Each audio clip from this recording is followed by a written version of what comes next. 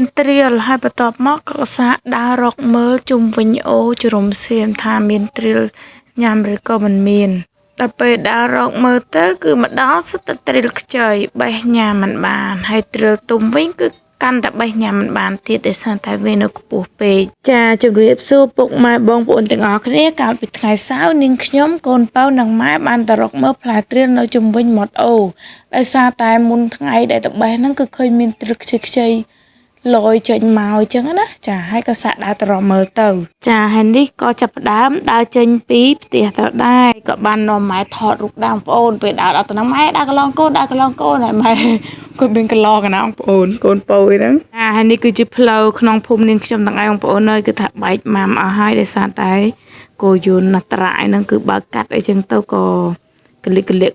អីចឹងណាប៉ុតផ្លូវកលិកហ្នឹងគឺមានតែមួយជួរហ្នឹងទេបងប្អូនដល់ពេលផ្លូវផ្សេងគឺថាគេធ្វើចាក់ដីឡើងមកស្អាតដល់ពេលទៅនឹងវិញគឺអត់មានចាក់គ្រោះចាក់ដីទេហើយយើងមករកបែរហ្នឹងគឺនៅតាមមាត់អូគេហ្នឹងឯងបងប្អូនចាហើយពេលមកដល់គឺថាឃើញមានផ្លែត្រៀលខ្ចីឡើងមួយចង្កោមបងប្អូនអើយនឹកឃើញថាបើសិនជាទុំអីនឹងឆ្ងាញ់យ៉ាងណាចាហើយក៏សម្លឹងទៅលើទៅគឺឃើញមានទុំមួយមេឃទៀតហើយបែរបានទេខ្ពស់ពេកហើយដើរមកគឺប៊ីនយកទៅពួកមកទៀតក៏សឡឹងមើលទៅកន្លែងត្រយអូខាងលយទៅអូហ្នឹងបងប្អូនគឺឃើញមានមួយចង្កោមធំបន្ទាប់ម៉ែឡើងតាហើយតមកគាត់ចុះវិញអញ្ចឹងណាហើយកូនប៉ៅក៏គេឡើងម្ដងទៅចាមើលកូនប៉ៅបេះបានអត់ចាំមើលនិយាយទៅគឺវាមេឃហ្នឹងនៅឆ្ងាយពីដៃបងប្អូនគឺបេះបានទេចាឲ្យផ្លែឡើងធំតែម្ដងបងប្អូនឆ្ងាយណាស់បង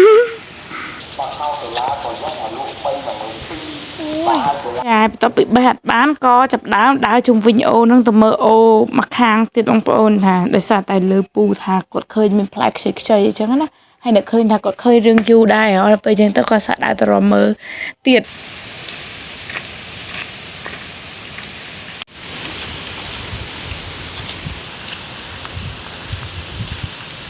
បានថតពេលទៅបងប្អូននៅសរុបមកថ្ងៃ